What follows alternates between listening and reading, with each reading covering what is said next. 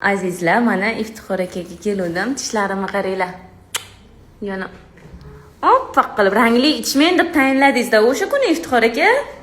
Rangli ichmen deb tayinladilar, lekin men plombani og'rig'ida ana odam jonivor esa azartda nima bo'ladi-yu, nasrinasini ko'targani anaqa ovqat yeb qo'ydim-da.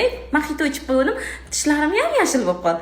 Keyin yana iltimos qilib bering dedim, yana tishlarim yana oppoq. Endi oyimlarni olib kelaman Iftixor aka implantga.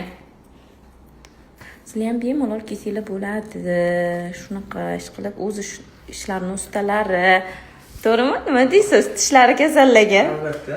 Avaylab asrash kerakmi tishini? Sample ko'ruvga borib turish kerak. Borib turish kerak. Короче, kelib turaverasizlar. Mana adreslari esa aeroportda shunday biqinida, korzinkani oldida, prям. Korzinkani yonida shunday.